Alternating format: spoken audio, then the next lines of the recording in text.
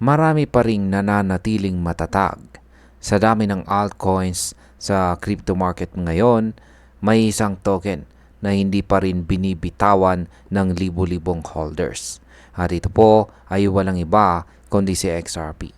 Pero bakit nga ba? Anong meron kay XRP at ganito na lang ang loyalty ng kanyang mga supporters? Ngayong taong 2025, kasabay ng maraming pagbabago dito sa mundo ng crypto, isang poll ang naglabas ng totoo at makatotohanang rason kung bakit maraming investors ang ayaw pang pakawalan sa XRP.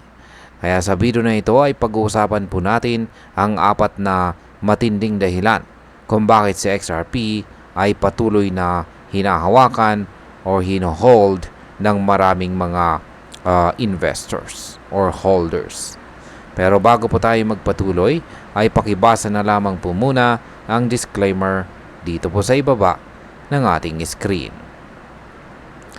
Ayan, sa ginawang survey po ni Crypto Eri, isang kilalang boses sa XRP community, lumabas na halos kalahati ng sumagot ay 48%. Yan, 48% po ang nagsabing ang dahilan kung bakit hawak pa rin nila sa XRP ay dahil sa tiwala nila sa Ripple team.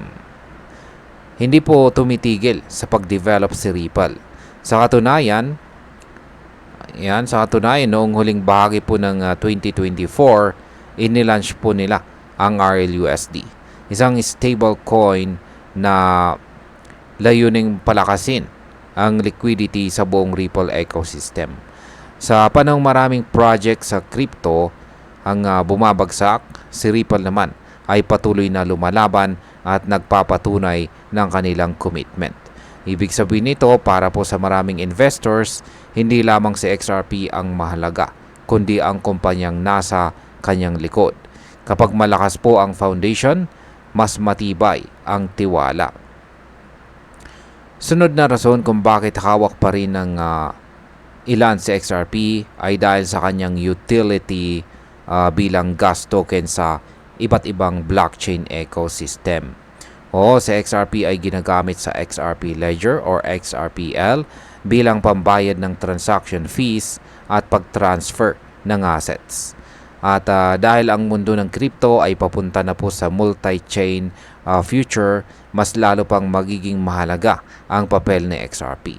Sa ngayon sa XRP, si Ethereum pa rin po ang hari ng DeFi. Pero ayon po sa survey, 26% ng respondents ang naniniwalang may potensyal sa XRP na maging DeFi leader. At may basihan ba ito? Oo, meron naman po itong basihan. Dahil kamakailan lamang ay nag-launch po ang Ripple ng Ethereum Virtual Machine or EVM compatible sidechain. Ibig sabihin, posible nang magamit ang Ethereum-based smart contracts sa XRPL. Isa pa, may mga developers na nagtatrabaho para magkaroon ng native smart contracts si XRP mismo. Yan. Hindi lamang po si Ripple ang gumagalaw. Maging ang ibang mga malalaking pangalan sa crypto ay interesado na rin kay XRP. Ang Flare Network, halimbawa, ay gumagawa ng sistema para sa XRP staking na direktang konektado sa XRPL. Bukod pa dyan, mismong si Ginong Charles Hoskinson, ang founder po ni Cardano, ay nagsabing maaaring gamitin ang privacy-focused chain ni Cardano na tinatawag na Midnight bilang DeFi layer para sa XRPL. Ito ay patunay na kahit hindi pa leading sa XRP sa DeFi ngayon, maraming galaw ang gumuguhit sa direksyong ito. At hindi ito basta haka-haka. Ito ay development na may mga konkretong project at tao sa likod. Yan, dito naman po tayo sa XRP's 2017 rally. Yan, hindi rin mawawala ang sentimental value para sa mga matagal nang kasama si XRP. Isa sa mga pinaka-iconic na yugto sa kanyang kasaysayan ay noong 2017 rally, kung saan ay mula po sa presyong 0.001 ay nag-surge ito papuntang mahigit $3. Isa pong 68,000% na pagtaas sa loob lamang ng ilang buwan. Bagamat hindi lahat ay naniniwalang mauulit ito, marami pa rin ang umaasa na may posibilidad. Sa kasalukuyan ay may mga analyst na nagsasabing ang price pattern ngayon ng XRP ay may pagkakawig sa galaw noong taong 2017. Para po sa mga long-term holders, ito na marahil ang susunod na wave na ating hinihintay. Ayan, isa pang magandang bagay sa poll na ito ay hindi sinama ni Crypto Eerie ang mga sobrang out of this world na claims. Ayan, mga tipong sa XRP daw ay gagamitin ng lahat ng bangko sa Japan o kaya ginawa para pigilan ang World War III. Ayan po yung aktual na post or tweet dito ni Crypto Eerie. Ayan, ayon sa kanya, ang mga ideyang ito ay walang sapat na ebidensya at kadalasan ay galing lang sa sobrang fanatical na espekulasyon.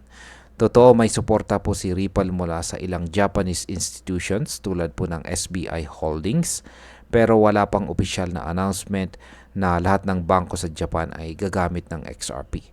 Ang tungkol naman po sa ISO standard, ang totoo ay RippleNet lang ang ISO compliant. Sa XRP mismo ay wala pang ganitong status. At yan, para po sa mga baguang crypto investors ay siguradong nagtataka ka. Bakit ba sobrang loyal ng mga tao kay XRP? At ang kasagutan po dyan ay hindi lang ito tungkol sa presyo.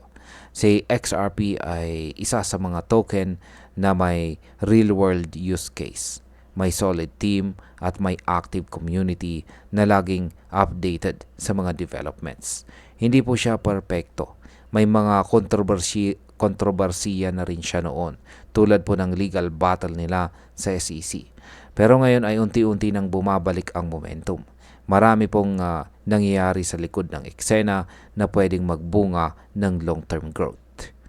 At bilang panghuli, ayan, ang pinakasimpleng aral po natin dito ay huwag po tayong basta bumili dahil sa hype.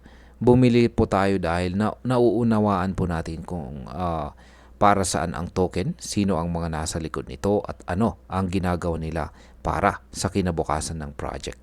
Si XRP po ay isa sa mga bihirang crypto na may tunay na use case. May development kahit bear market at may community na hindi sumusuko.